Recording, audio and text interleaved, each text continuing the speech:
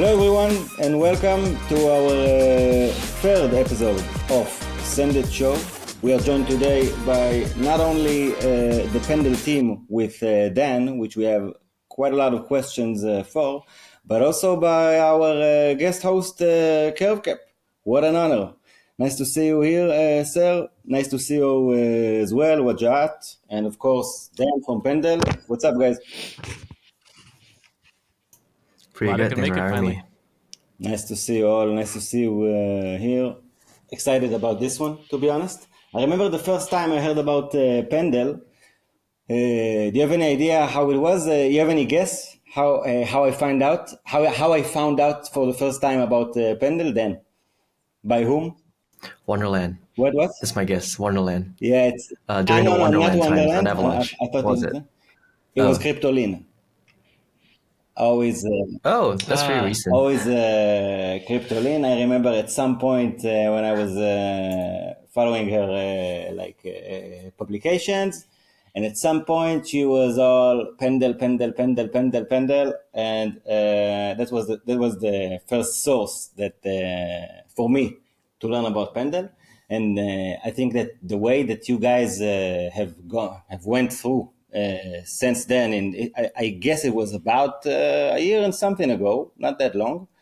And I really think that you've established yourself as a very significant DeFi protocol within the ecosystem. And I'm very curious, me and the others, to learn much about it. But even before that, I kind of want to ask you, how did you even start with crypto? How did you get to the industry? And how did we even end up here? Just a briefly introduction. My name is Dan. I'm the growth lead in Pendle, pretty much overseeing everything growth and marketing related on Pendle. I've been with Pendle since the founding days, actually, and Pendle is actually my first crypto stint. Previously, I was in TradFi. I was doing mostly I was in engineering, and then I moved to TradFi in REITs. And I think the blend of engineering and REITs makes it pretty easy for me to transition to building Pendle or understanding Pendle in this early stage, where the whole idea was bringing interest rate derivatives into a blockchain. So I think with that background, it kind of makes me transition very easily to crypto. And I was part of the later stage of the past bull run in late 2020 and early 2021.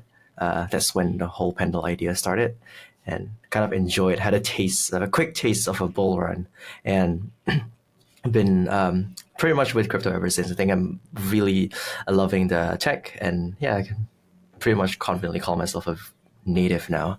So relatively, you're pretty new at crypto. Relatively, I mean. Relatively new, 2020, 2021. That's amazing to be so deep into the industry after such a relatively short while. Go ahead, Wajat. I was just going to say, what was your first on-chain experience? Oh, no. So I spoke to Tien, which is our founder CEO, one of the co-founders and CEO. And he told me about, just crypto and on-chain things. Imagine from someone that has never heard of DeFi before. He told me about Aave and how you can borrow money using these crypto assets, collateral, yada yada. During my first conversation with him about crypto, and that night I remember very vividly setting up a SEX account, opening up a MetaMask, and I bought Link, and I LP to Link USDC for I don't know why. I just did that. So that was my day one, not knowing anything crypto. So and then since it's a bull run, that kind of made money. It's kind of like I felt very smart. But I think since that day, I've been reading almost every day about DeFi and crypto, and it took me about 3-4 months to pick up everything and to understand all the cultures in crypto. That's fast. It's pretty quick, That's actually. Extremely fast, man. Well, if you have a full-time job, working on it, and you spend day in, day out on crypto Twitter reading docs, It's a matter of I work. think that's a pretty decent time. You're right, man. It's all about the work someone's willing to put in, rather than the amount of time that it's supposed to take or whatever.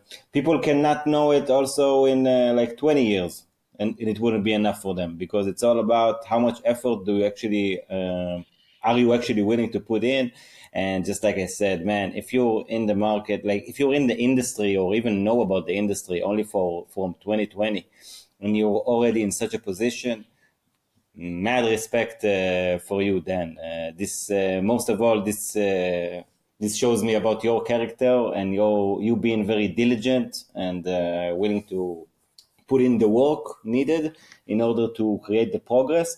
And it's nice to see that not only you and the Pendle team are enjoying this progress, but many of your users as well. Because as I said, Pendle is not like a small and niche project in any kind of way. I think it's establishing itself as a very like core pillar within the industry, and it's kind of fascinating to watch.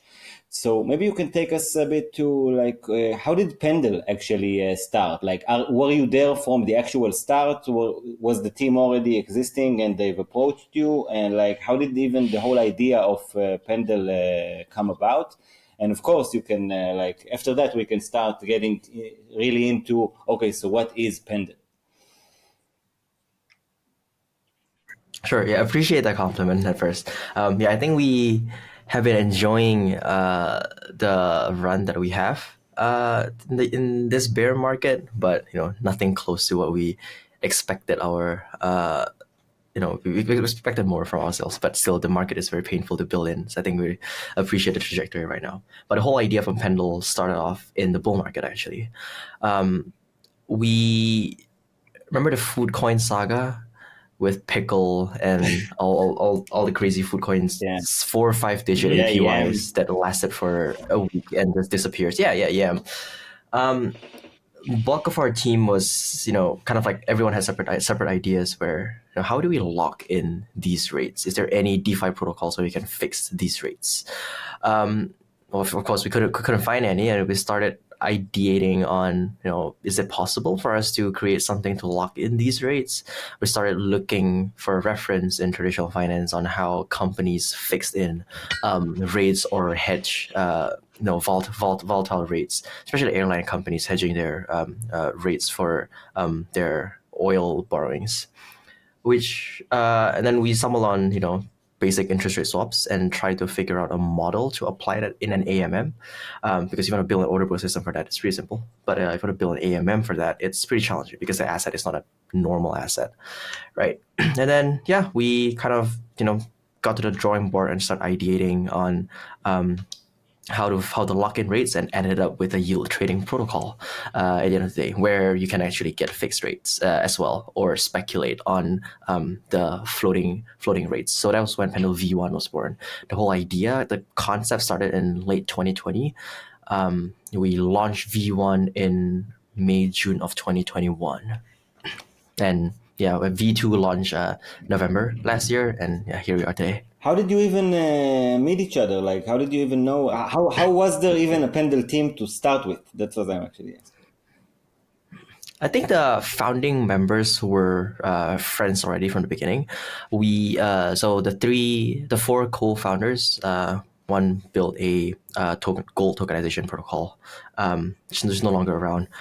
2 of them were from Kyber. One of them were actually the founding members from Kyber. Tien is one of the founding members from Kyber. And then one guy was from I Am Token wallet. Then I'm one of their, I think I'm the second hire or second hire probably. Nice. From Pendle. So been with them since pretty much the founding days.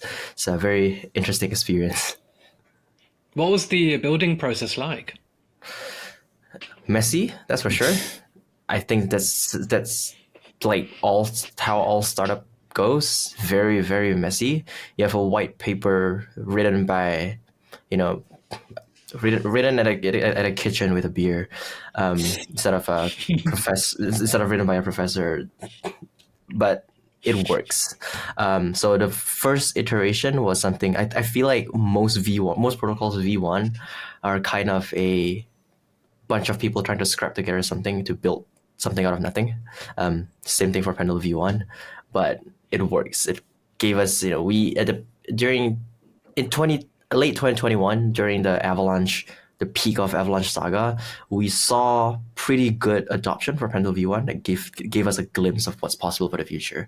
And I think that was what inspired us to start looking into V2 and, improve everything about V1. So I think the building process, since from day zero, very messy, but overall we kind of figured out structure.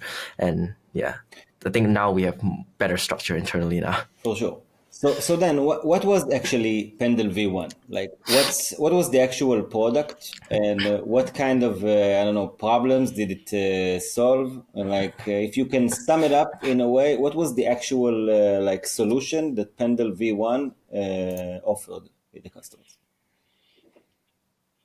Sure. I think I can preface this by just explaining what Pendle is, because the core idea for Pendle is the same from Pendle V1 to Pendle V2, just a much more improved tech, which propelled us to where we are today.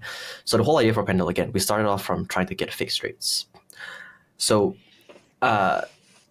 naturally, if you fix floating yield into a fixed rate, the other side of the coin will be an even more volatile yield position. So how it works on Pendle is we take a yield bearing asset, so anything that generates yield, your tokens on Yam, Pickle, Yearn, whatever, or Stay ETH. To take it on Pendle, you can tokenize it into two tokens. What it does is we split it into two tokens called a yield token and a principal token. Now, the yield that is streamed to this yield-bearing asset, so for example, the ST ETH yield or the Aave lending yield, goes fully into yield tokens. The other side of the coin is the principal position, which is your principal capital. So for example, if you buy 1 ETH worth of ST ETH, 1 ETH is your principal, and the yield that you're getting is the yield. That yield goes to YT, yield token. That 1 ETH remains in the principal position.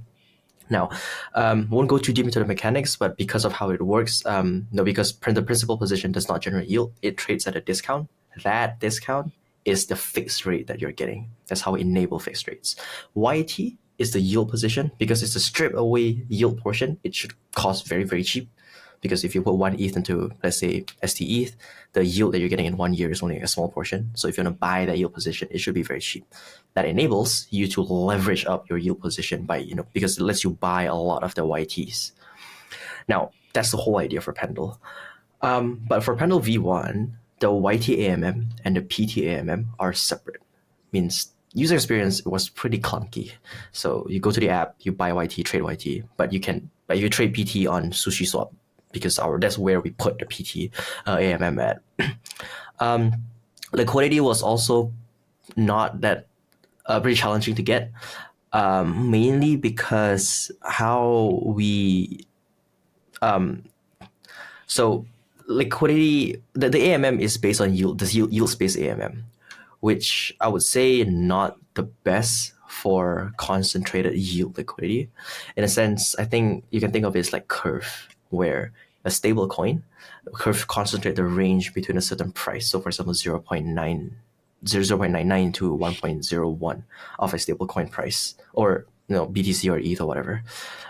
For yield, same case. That a yield for ST ETH is only a certain range, for example, 0 to 8%. It cannot go anywhere beyond 9% for a long enough time. So with that idea in mind, you can concentrate liquidity into a specific yield range. So Pendle V2 solves that as well by having a single AMM for PTYT, a concentrated liquidity, and also we improve our tokenomics for Pendle V2, with VE Pendle.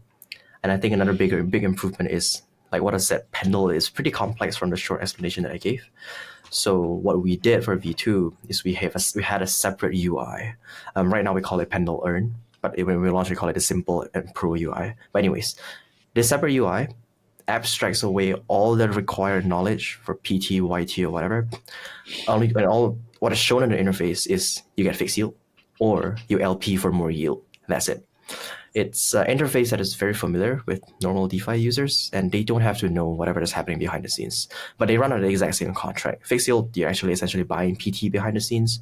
So that generates demand from one side, and the pro users go for Pendle Trade, which is the full suite of the what Pendle offers, and they go there and trade the whatever they want to do there. I think that's kind of like a rough idea of the improvements from Pendle V1 to Pendle V2.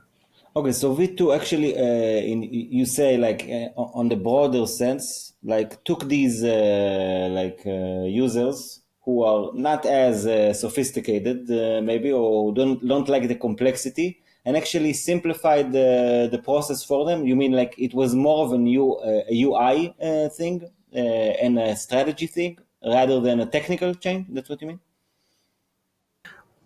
I would say most of it is technical. The UI side is just from the product team realized that it is something that we can try out to have a separate UI, but I would say the bulk of the improvement will still be technical because most of the capital that flows into Pendle is actually from the trade UI, which is the pro side.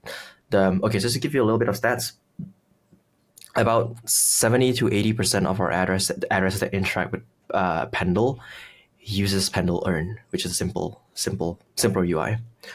But more than 80% of the capital that is in Pendle actually is from Pendle Trade.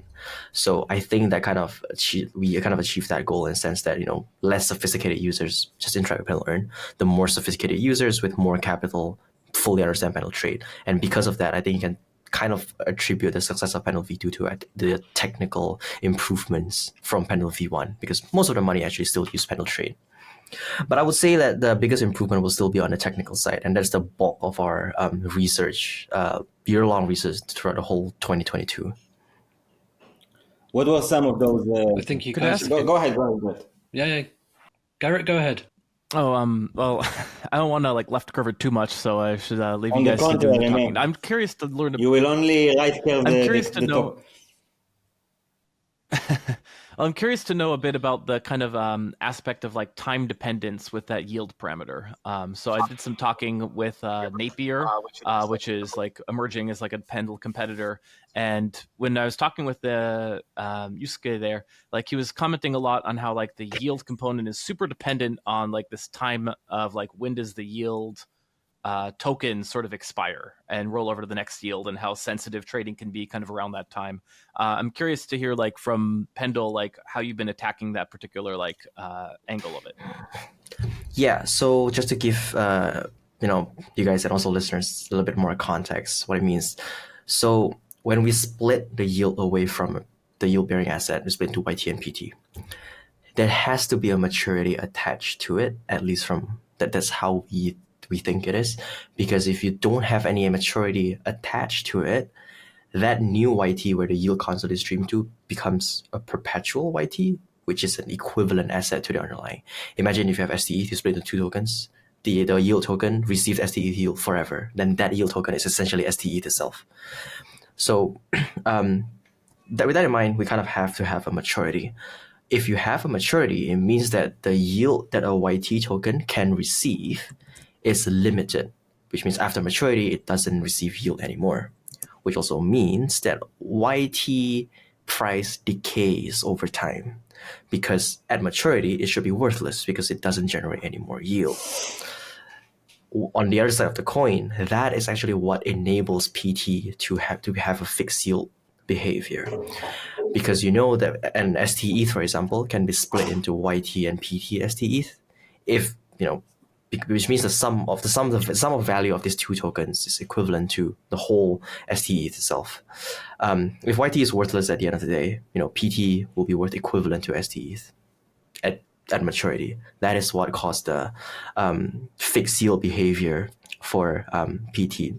Now, on Pendle, the point of Pendle entirely is actually the AMM supports such assets where PT price goes up to equivalent to the underlying at maturity, and YT becomes worthless at the end. If you LP such an asset on such a traditional AMM, for example, on Uniswap, imagine one of the assets on Uniswap just goes to zero. So LPs take the brunt of the pain. There's basically, you're just going to be wrecked by IL if one side of the asset goes to zero eventually. On Pendle, we take that asset behavior into account, and it's a rough idea to visualize it. We shift the AMM curve such that the change in price of YT and PT is not caused by people buying or selling. The change of price is naturally caused by time movements. So there's no arbitrageurs here. So naturally, the amount of money that the LP has is retained within the pool as time passes. So essentially what it means is that there's no time-dependent IL on Pendle. But again, I think from a conversation with Napier, I would think that their concern is more on liquidity challenges, where when you're very close to maturity, YT liquidity becomes very challenging in the sense that it represents a very big notional value of trades. I won't go too deep on how that works, but yes, it is something that we are looking to address. And also, most of our yield trading numbers actually come from assets that are medium to long term away from maturity. Also, because when you're very close to maturity, the yield direction is pretty obvious where it's going to go. It's easier to predict yield in the shorter term than it is in the long term. So the amount of yield being traded when you're close to maturity is also less. So liquidity is not that important anymore as you approach maturity. So just because of the behavior of the asset, it is, I think so far we think it's not that big of a concern yet, but we are looking into ways to solve this issue for sure. I think that's kind of like a long-winded way to answer a question on explaining the time-dependent part and what the issue is over there. That's an exceptionally clear and helpful answer. Thank you. So I think one of the great things I think Pendle does is it kind of tackles many different sectors of DeFi. You've got things like liquid staking tokens. There's so many ETH derivatives now, but also like things like the real world asset sector that kind of has emerged over the last few months in a lot more. It's a lot more prominent now. The likes of Frax and MakerDAO kind of at the top of that. What's coming next with Pendle, or is it kind of focusing on those particular industries to kind of grow them even more? I think, just to answer the question, I think I have to take a different angle here. We don't rely on narratives to launch assets. I mean, obviously, if there's a good narrative like LSD, we'll support LSDs. RWA, we'll support RWAs. But Pendle takes in any kinds of yield-bearing asset. So anything that generates yield can be plugged into Pendle because we're a yield trading protocol. And we design a protocol in a way that we can take in any kind of yield-bearing assets and standardize it into a standardized format. That's more on the technical side and be plug and play onto Pendle. So I would say what's next wouldn't rely on what next narrative would be. Whatever next narrative would be, as long as something that generates yield, we can support it. But I think so. Just maybe to share a little bit more on what's next, we are working on a limit order system. It's due to launch very, very soon, and it's something that we've been planning to launch for quite a while. I think limit order on a yield asset is a pretty challenging thing to build, but yeah, we've kind of cracked the code, and we're trying to launch a beta version very, very shortly. But it's more like internal Pendle stuff. But what's next for the market? I don't know. Whatever hot narrative is coming, we'll try to bring ourselves on board. How many users are currently using Pendle, and like what's the TVL? Exactly how many users are there? I can't really. Yeah, I don't have the numbers on top of my head. It's our MAU, our monthly average users right now is about 3,000 to 6,000, anywhere from 3,000 to 6,000, depending on the season. In July, when we launched on Binance, somehow a lot of people. Yeah. We get a crazy amount of addresses putting like $10 in just to farm airdrops. I think the numbers are very, very skewed. But for big addresses, I think probably in the low hundreds for very, very big addresses that actually actively use Pendle, which I think is the case for most protocols around our TVL range. We are currently closing into 230 mil in TVL. That's insane, man. That's insane. Yeah. Appreciate it. Yeah, so I think right now we have exhausted the amount of degen capital in crypto. I think the anywhere from like 200 to 300 mil range is like your degen capital max. So we are trying to transition from this to a 10B protocol that requires a different set of audience to park their money onto Pendle. So we are also tweaking our strategy a little bit more, moving away from the very degen 10 million market cap marketing to something more proper. This would be institutional players, I presume. Yeah, it can be institution, but it can just be one person. If Justin Sun just decides to deploy 10% of his money here, he's one degen, and he can, Exactly. I mean, look at how much money he has on Aave. So. Yeah, and also, with the next Dan, the next wave.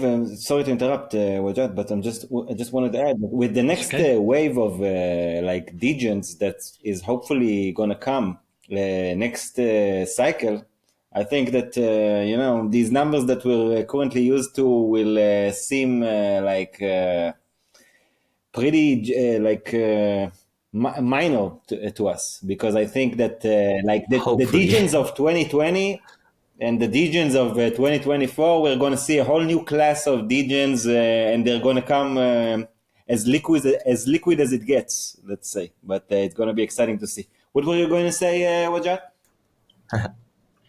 I was just going to say, look, I'm someone that enjoys using Pendle, and so I'm pretty excited to explore the limit orders that are coming soon. Just going back to what you mentioned before, Pendle has 230 million TVL. You said that you wanted to kind of get this towards the multi-billions. Is there any kind of specific steps that are in place, or anything that you think that needs to change in order to kind of get to that level? I hope I have the answer to that, but I can share with you like our strategy and our way of approaching this, but we're not there yet, so things will change. Yeah, so we got a head of institution on board, mostly targeting institutional capital to flow into Pendle. Right now, if you look at the bulk of, let's say, Lido's TVL, the majority of it, I would say more than 95% of it comes from high net worth individuals or institutions. Degens only have a certain amount of dollar to put into crypto protocols. I think, again, my estimate would be around $150 to $300 million range. So I think the transition from where we are right now to the $1 billion market cap takes a little different approach.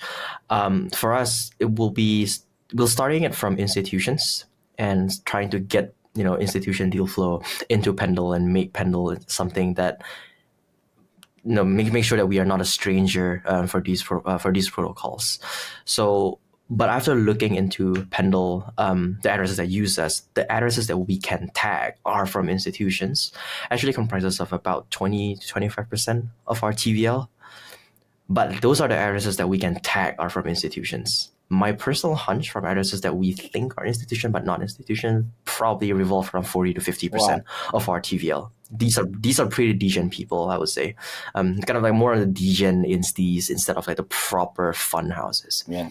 But we are reaching out to more funds to get them on board. But looking into other protocols and how they get their TVL, for example, Aave, 6B, I think. Half of it is probably from integrations like Instadap, or what's the new protocol from Oasis, Summerfy. So external integrations can propel your protocol TVL to a different level. So that's what we're working on as well. If you notice, we've got quite a lot of integrations with smaller money markets, but I think that's where we start. And then recently, we supported Silo, and hopefully we can get on board Silo as well. But slowly tackle the size of money markets that we work with. Maybe eventually our assets will be on Aave. But the whole idea is external integration has a very high moonshot potential for protocols adoption, and also institutions just getting their funds to be parked under Pendle. So the type of institution we reach out to are pretty much anything. So anywhere from high net worth individuals to liquid funds to ex-miners who hold a bunch of state ETH and are looking for a place to deploy their state ETH. But the interesting thing is, because they're highly regulated, usually they have a wallet custody that they interact with on their behalf. So you can kind of have to like reach out to this wallet custody. If you can get one of the wallet custody to work with the regulators to be okay with your asset, I think there's also a very big moonshot potential for us. But nothing too concrete for now. Everything is still work in progress. So yeah, those are kind of like a few things that we are trying out at the moment, on top of the degen marketing that we have been doing for the past year. Of course. No, thank you for that. Good answer. There's the degens and the licensed degens. You have to serve both. Yes, the degens and the licensed degens. Yes, the licensed degens are a little bit tricky to tackle because you gotta tickle the balls of few people that are very hard to deal with. Yeah, but like you say, a lot of them are actually licensed degens who are actually in disguise for disguising as non-licensed degens, serving some family houses and stuff like that, probably. And I think it's very like, in my opinion, the protocols and projects who will be smart and lucky enough to onboard the institutional capital are going to grow magnitudes larger, because that's how the game is played. Like that's where most of the money sits. We don't make the rules. It's just we play the game as it is. So I want to touch back on the point that actually Waj mentioned to me before we went on the stream, is about your PMF. I think that you guys are really nailing something at that front of the PMF aspect, the product market fit, and I'm curious about how your thoughts about it. What do you think is exactly that spot that you guys really were able to hit that really allowed you to onboard so many people and like grow your community and grow your brand in a way? Because I do feel, and I'm saying it with all due respect, I think that you guys are earning a lot of trust and respect by a lot of people within the community. You don't get to these levels of TVL without it. Sure. Appreciate the kind comments, but like what I previously mentioned early on, we are far from our goal metric, so we are nothing close to PMF yet at the moment. So, but I think to get to where we are right now, obviously, I don't think it's any coincidence. We do have quite a lot of efforts put into growing the protocol. I think one of the biggest challenge in growing a protocol is growing from that. We were sub 10 mil in market cap. So getting attention as such a small player in the space was very, very difficult. So a lot of the growth that you have to push, and from a marketing perspective, has to be inorganic. So reaching out to smaller creators on Twitter, smaller creators that you can afford, hopefully growing alongside them, working together with them, try to get our previous VCs to, talk about us, publish an article about us, all of these kind of like more inorganic approaches to get the conversation going instead of, just marketing the product, has to be there in place when we grow initially. But all of that can only work when the product itself is a working product. Pendle V1 was lucky to take off in a bull market, and I feel like building in a bull market is not that difficult. You get very easy narrative, airdrop hype, token launch hype. All of these are very easy marketing that you can push in a bull market. We had that luxury for Pendle V1, but for Pendle V2, obviously we didn't. So because Pendle V2 product, I would say, is a very much improved version of Pendle V1, and it's actually a functioning product, all of this more inorganic marketing stuff can work because people come use the protocol and it's actually usable, and it's there's a potential for earning there, and that kind of like propagates around crypto Twitter a lot in the early days, us trying to educate people. And I think that is what sparked the first catalyst for our growth. But obviously, when you're 10 mil market cap, your TVL grows, your market cap grows alongside it as well, hopefully. And then once you reach a certain stage, obviously the style of marketing has to change. A 50 mil TVL protocol can't do what a 2 mil TVL protocol do for marketing. So it transitioned to a little bit more proper marketing, the early stage GMX style marketing, the pre-degen, but more proper, and like here's the tech. And that slowly transitioning to something that is more proper and targeting different kinds of audience that you want to tackle at the stage that you are at right now. So yeah, I think that's kind of like a quick summary of how we initially started. I think you've done a great job with it as well. I mean, Right Side is someone who I've been speaking with for a long time, and I think the way that he interacts with a lot of the big accounts on crypto Twitter, fantastic. I love how much effort he puts in, and it kind of it comes across on yourself as well. So I have to Appreciate commend that. that. I have to commend that for sure. Yeah, I think just share a little bit more. So for right side is part of the Pendle team. He works on all external relations. I'm not sure why he's not here. Probably missed it. But yeah, he works on all external relations for Pendle. I think he was part of Pendle since last year, November, I think. Right around V2 launch, if I'm not mistaken, or slightly earlier before that. But anyways, we got him on board to work on all of our external relations on the non-institutional side. So everything CT, PR, non-insti side of external relations. We got him on board. And one of the things that I feel this is more like an internal culture, we try to keep everyone we're connected to, or at least we try to update them, weekly, monthly, or quarterly on everything that is happening within Pendle. Even for me, I think I keep in touch with some community members and just DM them or even have a call with them, update them about what's going on. I think that has been especially useful for us doing that brunt work when we were building V2 throughout the bear market in 2022. Just like we still have a few key community members that were sticking with us and just us regularly catching up with them. Like, here's what we're building. We're quiet, and it's an intentional silence in the from all of our socials we are actually building. And I think that culture kind of helped us keep that good network and connection with public figures on Twitter, our investors, and even our community. I think you touched exactly the right word there, because it's actually a matter of culture. And the more you get into DeFi or to anything in life in general, but I think it's very clear in DeFi within the different communities. Once you're there long enough, or sometimes even very shortly after, you feel the vibe, you feel the kind of culture that's coming out of a certain community around the project in DeFi. And it affects so much about the stuff. I know personally for myself, for example, that's what got me kind of involved with Aladdin DAO, because I was really honestly connected to the vibe, the culture, and the atmosphere that they were able to create.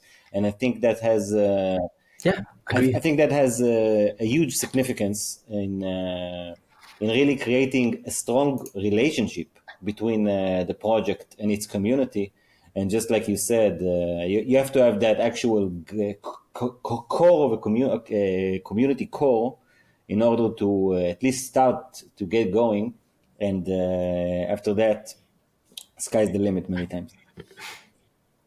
Yeah, it's true. I totally agree with that. What about some tokenomics? Because I wanted to ask you, I saw that you guys are using a VE Pendle model.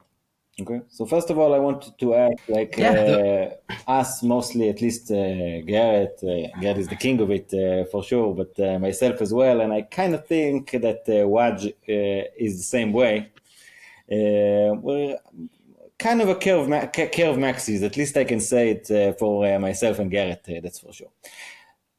What kind of influence, if at all, did Curve and VE tokenomics play on you guys when you decided the VE tokenomics model?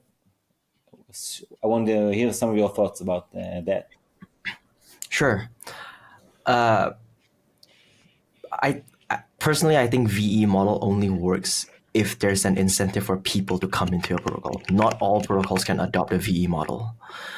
The VE model only works if other protocols participating or other big stakeholders participating can get something back from it. So from Curve's point of view, you get protocols like Luna or Frax accumulating a lot of Curve to incentivize their own pool, and I think that Curve war idea works if other protocols are incentivized to come. I think Pendle works the same way. Any liquid, again, coming back to what Pendle is, we're a yield trading protocol. We take in yield bearing assets, which means all of our TVL are actually yield-bearing assets, which also means that if our TVL grows, your TVL, the underlying TVL grows as well. So if there's a big STETH pool on Pendle, it requires a lot of STETH in existence, which means the STETH TVL grows. If we take in an LP token, if the deeper the LP token pool liquidity on Pendle is, the more LP token in existence that exists, which means that your LP token liquidity grows. So there is an inherent incentive for any underlying protocol to come and incentivize their own pool to deepen their own liquidity. I assume everyone here is familiar with how the VE curve system works, and we have a little bit of a tweak there, inspired by VE33, where the voters of a certain pool earns the swap fees of that pool, or rather 75% of the swap fees, or 75 or 80% of the swap fees of the pool that they voted for. The reason why we do that is some of the pools naturally will not get any votes in, like for example, our Rep STETH pool, because Lido is too big to care about us. So these pools that generate a lot of swap fees and public interest naturally because of the assets deserve some votes as well to deepen their liquidity. So swap fees actually goes to the people who vote for this pool to incentivize people who are not affiliated with any projects to want to vote for these pools. That's been going pretty well actually. So our deepest liquidities are either projects that want to get their liquidity as deep as possible on Pendle, or pools with high swap fees. So those are the two dynamics. But yeah, I think another use case, like a clear example of use case that we have here, Michael Egorov just bribed to deepen Curve USD liquidity on Pendle. So the Curve USD that we support is the silo lending pool Curve USD deposit. By him bribing on Pendle is trying to deepen the Curve USD liquidity on Pendle that's on Silo, which also in turn deepens the liquidity on Silo, which hopefully will reduce his Curve USD borrowing costs at the end of the day. So that was, I think, kind of like one early stage story that we can share. That I mean, there are also other protocols that bribed on Pendle just to deepen their liquidity, but I think the most recent one is Mitch himself. No bigger. Can you tell the viewers about the other players of the Pendle Wars? Libra, Swell, Camelot, the PenPy team. We support one of PenPy's asset. PenPy team themselves bribed too. I think Equilibria team bribed too. So PenPy and Equilibria are kind of like the convex equivalent that is built on top of VE Pendle. And yeah, I think that's on top of my head. But we have a few more that I can't really name any. What percentage of the... Because I actually wanted to ask you about these wrappers for Pendle. So you say that currently, what wrappers exist for Pendle, and who's actually holding how much of the supply? Do you have these stats? So I don't have the numbers. Sorry, I don't have the numbers on top of my head at the moment. Yeah. And what kind of wrappers are there for Pendle currently? Sorry. What kind of are there any wrappers? VE Pendle wrappers? Yeah. So like a convex equivalent for VE Curve, right? Yeah, we have PenPy, Equilibria, and StakeDAO. And how are the tokens? Exactly how much they control. Exactly how much VE Pendle they control, I don't have the numbers. Okay, no worries. We can look it up. But what I'm asking is so how are the tokens called? For example, with StakeDAO, I can imagine it's SD Pendle. Oh yeah, it is SD Pendle. So for PenPy is M Pendle, because I think it's a Magpie team that built it. So M Pendle. For Equilibria is E Pendle.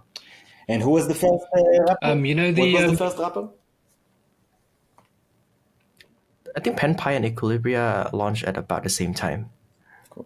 Yeah. D-Advisor, the website DeFi Wars, they've also got a section for the Pendle Wars as well. So there's lots of information. Maybe we can share it here to show it? For sure. Yeah, if you can share your screen, that would be great. I don't know, but let's try. Go on for now. Okay. I think in the interim, I wanted to ask a question about Pendle Integrations. So for the users who are potentially interested in using these PT and YT tokens, Could you tell us about some of the things that users can actually do with them? I mean, there's money markets now and things like that. Could you share some light on some of that sort of stuff? Yeah. So just again, brief refresher. PT is the fixed yield position principal token. YT is the yield token. Right now, there's not too many integrations with YT. I think there's one, but I don't remember. I really remember which protocol built on top of it yet. But PT, there's quite a lot. It's something that we are actively, one of our core pillars that we're trying to grow as well. So PT is basically a fixed yield position. But what you can do is, because it's a very significant portion of the capital, what you can do is you can leverage your PT up. Basically, you're leveraging a fixed yield position. So there are a few money markets that supports PT. We have Dolomite, we have Teller, we have VendorFi, and I don't remember the names, but we have a few. There's three that I named already. You can also use Stella, which is previously Alpha Finance team, to leverage farm your assets on Pendle. But I think for now, people can use PT as collateral to loop. That in itself, I think, is a pretty complex strategy that I would say that the adoption for that strategy hasn't really taken off yet. Hopefully it will. But just because of the nature of the complexity of the asset, it's rather difficult for us to get significant adoption there. But so far, for quite a lot of the pools on Dolomite have reached the borrowing cap. So yeah, some users who understand how to use these money markets to leverage PT have been utilizing it a lot. Yeah. Yeah, no, I think some of them are really cool. I mean, one of the ones that I've been using is the one on Dolomite. I think they've got a yield token integration too. They may have. Definitely have PT there for sure. Yeah, I think it's nice that you can get leverage, and it just increases the number of strategies that you can use, like related to Pendle assets. So yeah, I love that, and I love to see kind of where it goes in future. Just leading on to that as well, I noticed that Pendle's on 4 different blockchains. Why did you choose those particular chains? And is there any future to kind of focus on any particular chain, or to kind of move to layer 2s or anything like that?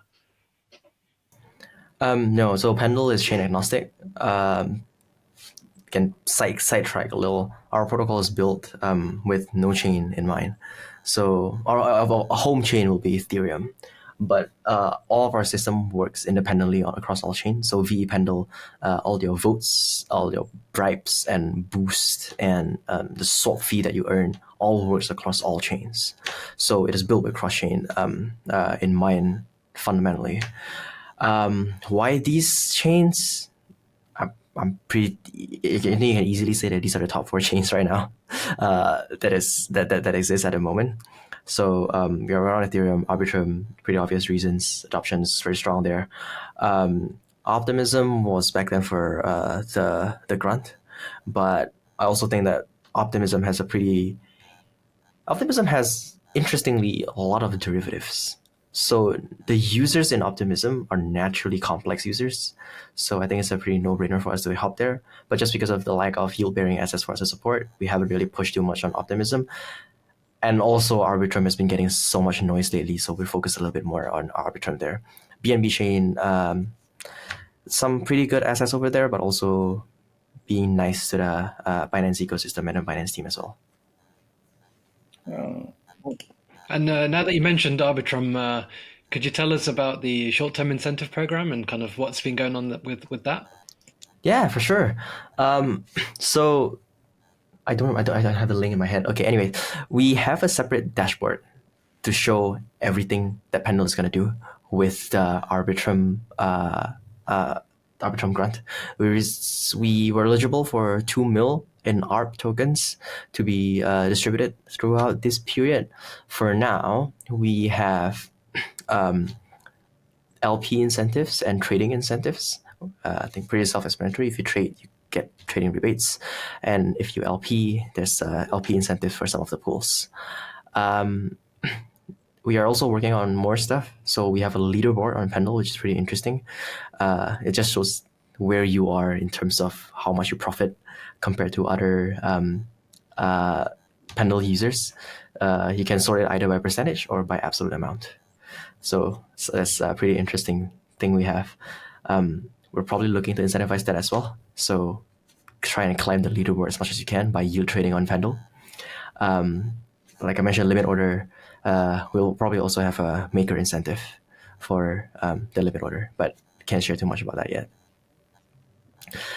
There will be more stuff that we'll be using the grant for, and everything can be found in that page. If you go to app.pendle.finance, switch to Arbitrum, there should be like a floating banner somewhere. It's very obvious that that's an Arbitrum dashboard. Yeah, that's also where you claim all your ARP rewards and see all the ARPs that you are entitled to receive. But I think so far that grant has been pretty helpful in just getting attention to the whole Arbitrum ecosystem. The Arbitrum team is very helpful in terms of marketing alongside the projects that are built on top of them. It's pretty good people to work with. For sure. Also, I can imagine it's probably just a guess because I didn't check. But is it the most is most of your TVL on Arbitrum? No. Mainnet? No, most of our TVL is still from Yeah. Ethereum. Yeah, Ethereum. But like, I mean, on the L2s, Arbitrum is next on the L2s after the Arbitrum? Oh, yeah. Arbitrum is next, yeah. By a long shot. I think Arbitrum is catching up with Mainnet. Oh, yeah? Now. Catching up, yeah. Not there yet, but catching up.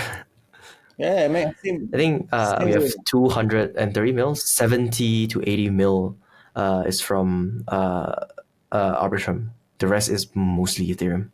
That's not bad at all, man. Honestly, for a project. Yeah. Nice. So, and go ahead, Garrett. Please. I was just gonna add a little question. Just is the idea to kind of just stick to those chains for now, or is there any plans to move to other chains in future? So Pendle, we are built on top of yield-bearing assets. So we require TVL to exist first for us to come in for it to make sense. If your chain has no TVL, we can't build on top of nothing. So yeah, it makes sense. Which chain that can get adoption will definitely go. Blast maybe. Solana. Solana is different.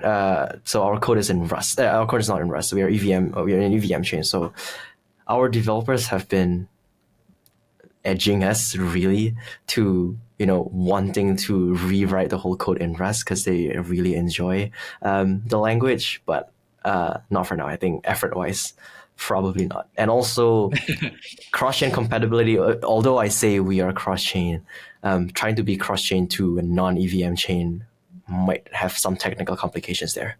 True, and I don't think the risk, at least currently, at least the way I see things, and I'm not technical or anything else, but I don't know, it doesn't really seem that anyone has cracked the way to make it enough trustworthy to try and become like a complete cross-chain solution. Not yet, at least. Like hopefully at some point. But, all of them have been exploited before. Garrett, what were you going to ask? Well, I don't want to derail the conversation too much, but I'm curious to hear your kind of like thoughts on where the macro level puck is going and where Pendle fits into this future. So just for some context, we're recording this the day after massive charges got leveled against CZ from Binance. And a lot of people are predicting this is like the kind of like the last chess piece that need to be taken off the board before institutions joined. You'd mentioned Pendle is looking to try and get institutional volume. Like, where do you see everything lining up, and where's Pendle going to fit in? Sure. Pendle is not a bull or bear market product. So we think yield's going down, you lock in your rates, think yield's going up, you leverage up your yield exposure by buying YT. So there's no specific, market where Pendle operates in. But my overall view of the market right now, I won't be too optimistic until late 2024. At least, rates are not going to go down until late 2024. At least that's what the bond market says. So as long as rates remain high, the yield opportunities in DeFi just does not make sense. Easily a structured product for a US dollar, double B grade bond can go up to 7-8% easily. And crypto assets, if you want to put an S&P rating on it, it'll probably lower than junk bonds in terms of credit rating. So and DeFi assets are not providing yields anywhere close to what TradFi is able to provide, given an equivalent risk profile. So I wouldn't be too optimistic about a strong bull market. By bull market, I mean like ETH went from $700 to $6,000, that kind of bull market. I wouldn't be optimistic, for at least a year until rates can cool down to probably sub 2%. But yeah, until then, just trying to accumulate as much as possible first. Sounds reasonable. But I think the this is great thing my is, thoughts. So I'm not really a macro expert or whatnot. None of us. It's all... I think the great, yeah. No, the great thing is, like you mentioned, Pendle is like bull or bear market agnostic. Like it doesn't matter what market we're in, there's still an opportunity for you, and there's still people who will use the product, as has been the case for the last 1 year. So I love that about Pendle, and I love that DeFi is kind of building these kind of products now where they're going to be used throughout any cycle, whether it's bull or bear. So yeah, that's a good thing, and I hope that we see more of that going forward. Yeah, it's been we're just trying to survive with our limited runway. Well, we didn't have $100 million raise back then, so runway is not forever. So I'm trying to grind as hard as possible, but it's healthy. How did you raise? I think having that. Not just anything. Having that limited space gives us a different perspective and just trying to build as fast as possible. Yeah, go ahead. How did you guys raise by the way? Like, what was the process there? Because a team has to have something in order to lift itself up and be able to put in the work. Like, people can't do it for nothing. So how was like that side of Pendle? How much? When was it? And how much money did you actually raise? And from what sources? What made it possible for you guys to even start working? I wasn't part of the raising team at first. I joined, I think, 2 weeks before we announced the raise, so they were already raising before that. But I think just because of the natural fit of the product, if you're in traditional finance, pitching the idea of interest rate swaps and having kind of like an MVP white paper helps a lot in pitching to very, very early stage investors. And I think a big part of it is as well, our team members had some record before Pendle. So they were already in Kyber and I'm Token. So that kind of helped a lot in just giving us that reputation that, we are not virgins in the space. Yeah. Do you have any idea how much money was raised though? Honestly, I don't remember this. I don't remember at this point. I don't have the numbers on top of my head, but if you scroll through our Medium, you can find the numbers, but I don't have the numbers in my head. Cool. What about vision?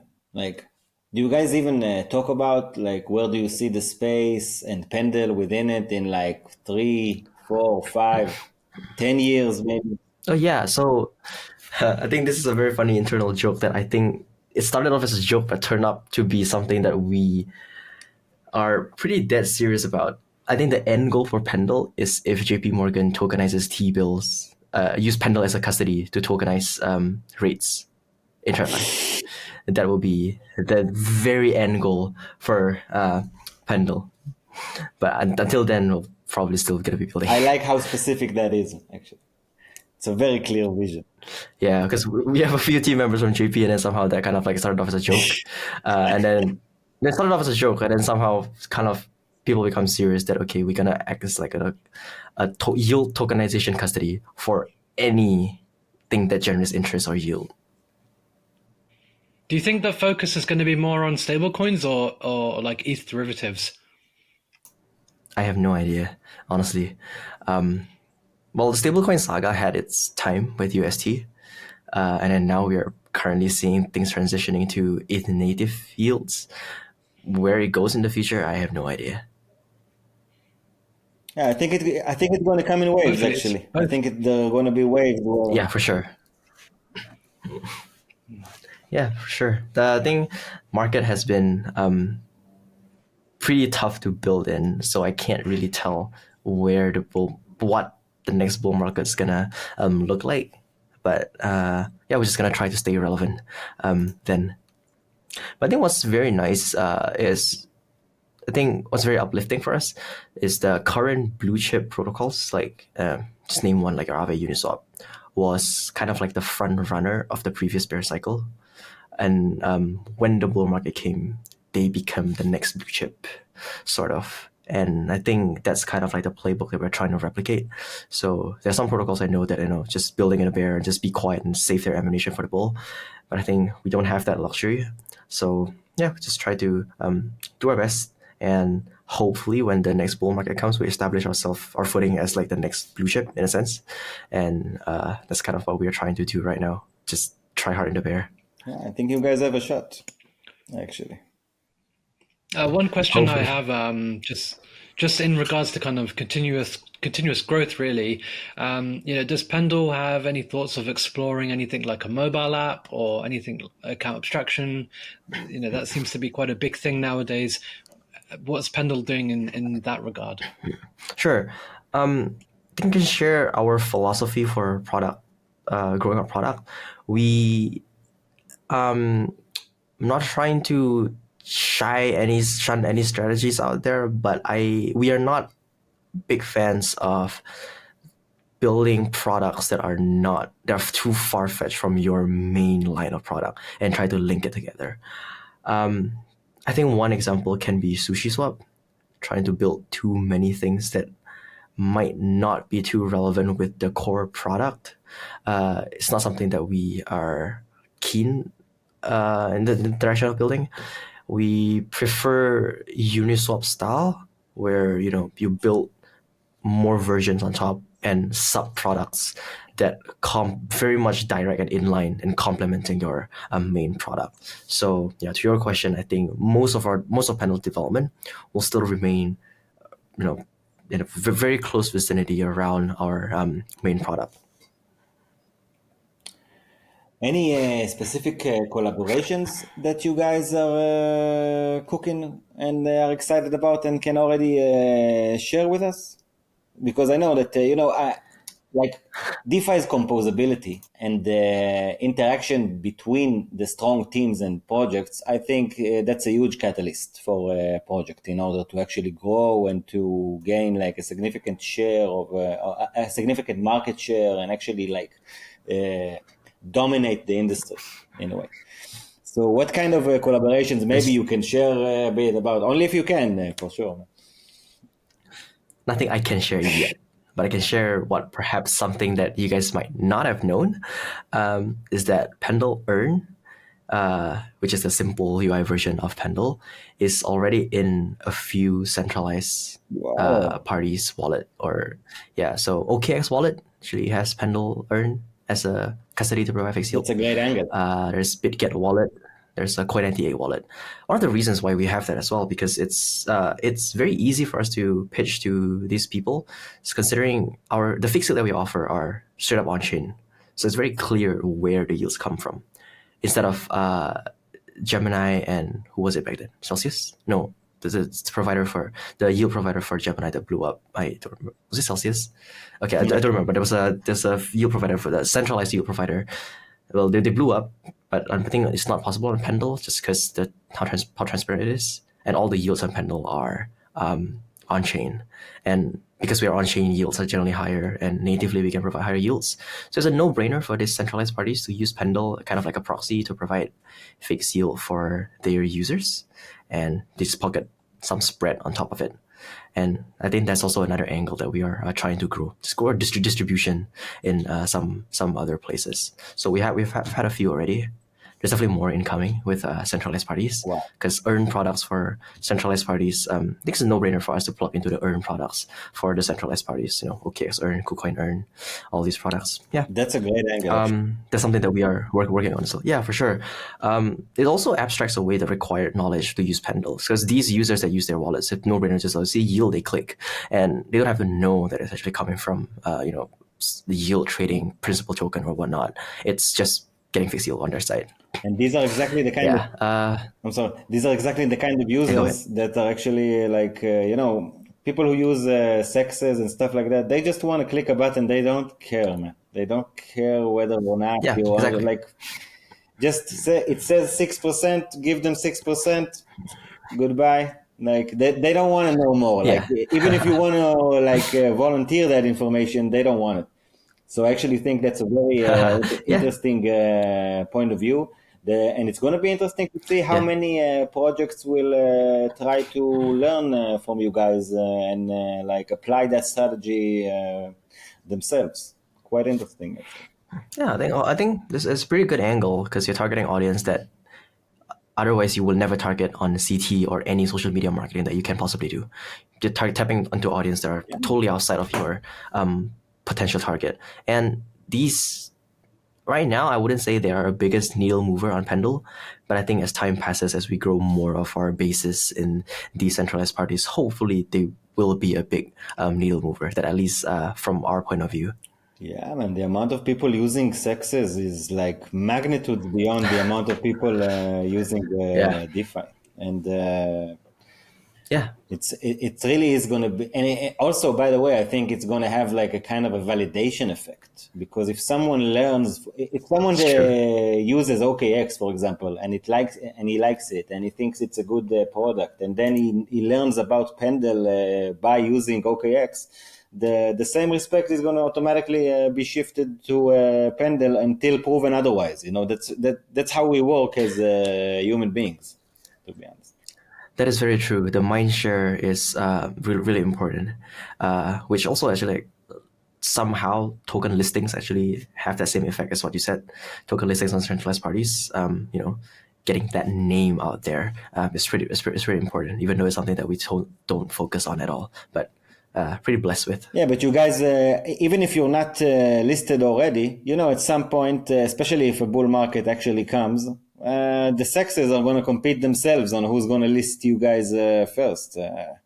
That kind of validation effect is going to come as well. But I think it's very interesting to not just try and get listed on centralized exchange, because like you say, okay, that's like the image, but what's the reality? What's really behind Yeah, it? it's true. And to actually be able to integrate your DeFi service onto a centralized platform, I think that's key, because to be honest, I think that's how most of DeFi will eventually operate. I don't think that in the upcoming generation, most people, especially the older ones, they will be very reluctant to give up the way they know like finance is being conducted. They won't trust the service, even if they learn that the bank itself is using that service. They will. Yeah, very much agree.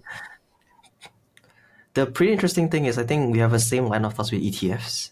So ETFs kind of like a bridge for them to park their funds to Pendle. Right now we have BTC ETF and hopefully ETH ETF, hopefully. I think that paves the way for potentially a DeFi ETF, like a fund managed DeFi to be traded on exchanges. If Pendle can be part of that ETF, that'll be very amazing. So, that is very direct flow from centralized players, centralized TradFi players straight into DeFi through ETFs. So if ETH ETFs get approved, I am really hopeful for someone to actually make a DeFi ETF. There's a liquid fund that is trying to make an ETF out of it. We'll be drooling to get ourselves part of that fund. Yeah, I think that one thing's going to lead to another. And the ETF is an extremely important domino that is about to come. And personally, I think that the amount of liquidity that we've been accustomed to, and what we think is a lot, and what we think is not, we're going to get a whole different perspective once the next cycle comes. Because Have we lost him? What's that? What? I think might have. He became the main character. That was his fatal flaw. Garrett, do you have any other questions? The only thing that I'm kind of curious to know is, as someone who's taken the plunge and kind of gone full in on DeFi, what advice would you give to people who are in your shoes? Maybe they're watching this whole like circus of an industry from the outside and debating if they should hop into the space? Like, what advice would you give to people who are like looking in? Oh yeah. Well, I try to look at things from more of try to look at it with an open mind. I have been a long crypto skeptic, as is all TradFi people. But just look at it in an open mind and understand the tech behind it. Try to go bottom up, understand the tech first, the whole philosophy of why people are in crypto in the first place. Understand Bitcoin first. Don't be a maximalist, but understand how the tech works. Then understand how Ethereum works, smart contract works. Then you start to see why people are here, even though there's a lot of nonsense building on top of it. But that's nonsense you can find in any corporate culture. The circus part, I think, is part of any new industry. There's a reason why people are very harp on crypto right now. So yeah, but I think that's the first one, and then the other one would be just try it out, put a little bit of fun, and I think that's the fastest way to actually learn. At least that's my journey. I put funds day one into her hearing about it before deciding to jump into, okay, I'm gonna try out Pendle. That's nice. Do you have any advice for young teams, young builders, something like that? Like, what's the essence of what? If someone's is a new builder at crypto, is like a virgin builder in crypto on that position. What do you think should these kind of people focus on? Like, what's the key to go over that hump? Yeah, this is something I learned from Tien, just one of my founder. Just reach out to the people, just reach out to other projects and learn from them. I just had a call with Justin from Lido, which is their head of marketing BD guy from Lido, just trying to understand how they grow from a 1B protocol to a 15B protocol that they are today.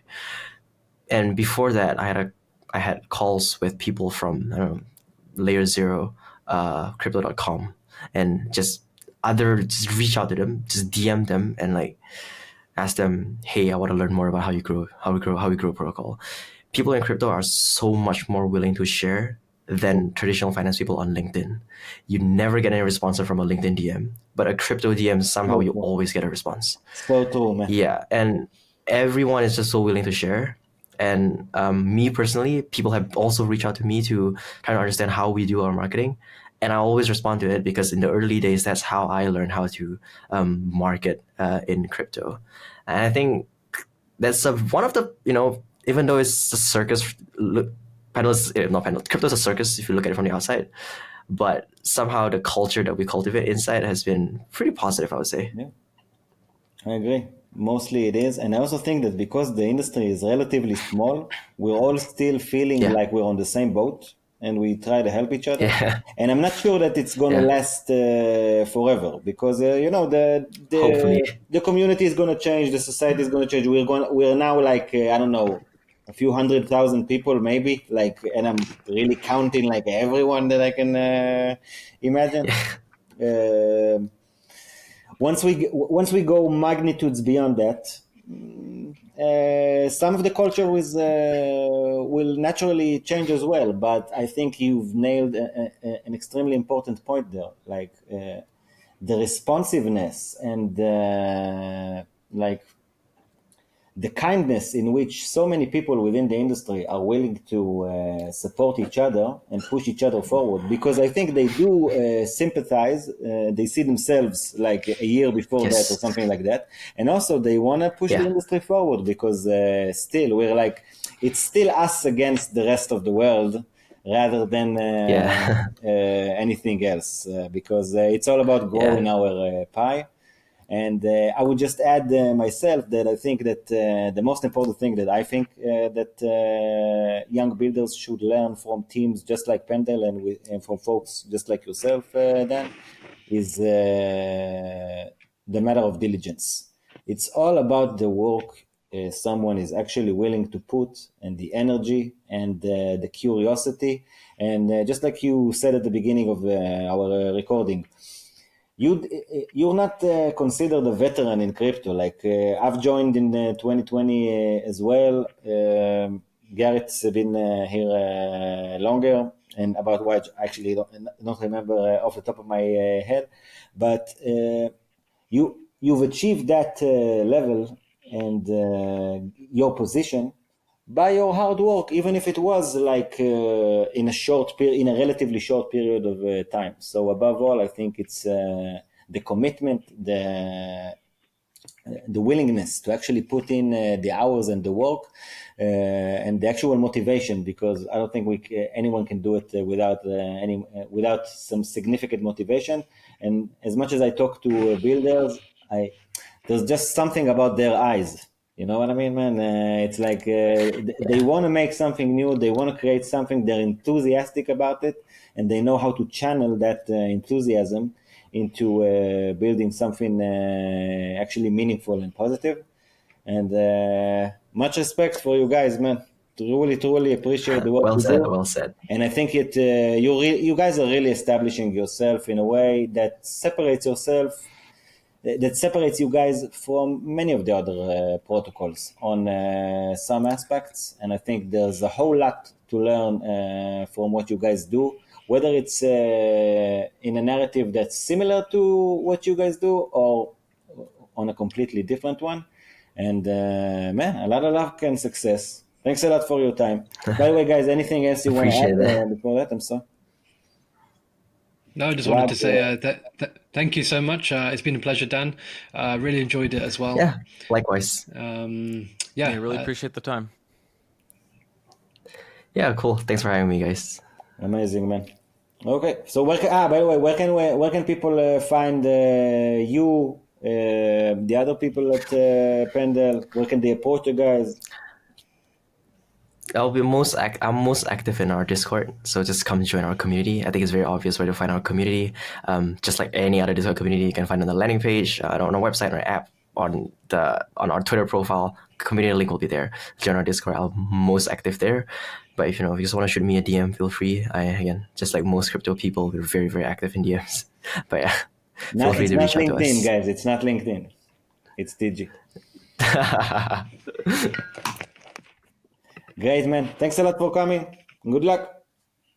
And thanks a lot for everyone for tuning in. Guys. Thanks a lot, Waj and Kirkup. Was a lot of fun and an honor to be with you guys again on another episode of Send It. And of course, thanks to all our viewers. Feel free to comment, share, subscribe, tell us whatever you think. We do want that kind of feedback from you guys to learn about what you guys want us to focus on more, ask about more, what kind of projects you want us to have on. And really, I do think it's not only about diligence, it's also about communication.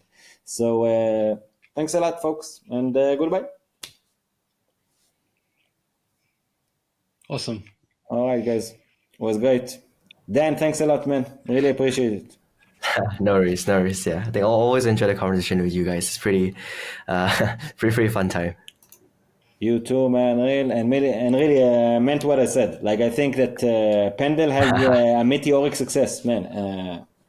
I don't think many projects can say that, especially not on this past year. You know what I mean? Most projects, not if they weren't a blue chip before. It's not the same thing to succeed if you were already a blue chip, but if you weren't and you've established yourself at this period as a blue chip, it's one of the most interesting phenomenons of the bear market, at least in my opinion.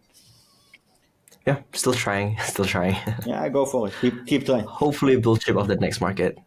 I think so. I think that's possible. I think you guys are doing a great job. Fingers crossed. Respect. All right, cool. I'll need to head off for another call for 5 minutes time. It's been a really great pleasure talking to you guys. Always been. If you guys need anything from our side, just feel free to reach out to us for anything in general. It's generally open for conversations. When Pendle When Pendle merch? Yeah, Pendle man. We have merch, but if you guys come to Singapore, we only give it for people who come to Singapore and visit our office. So if you guys do come to Singapore, reach out to us. I'm based in Singapore with quite a few of our team members. Yeah, come visit the office and we can pass you guys some merch. We have physical merch in our office, in a very humble office. I might Sounds take good. you up All on right, that. Dan. Say again? I might take you up on that. Okay, cool. Yeah, hit us up, and yeah, we're more than happy to host you guys in the office. Cool. All right, guys. Cheers, everyone. Appreciate the session. Bye-bye. You too, man. Bye.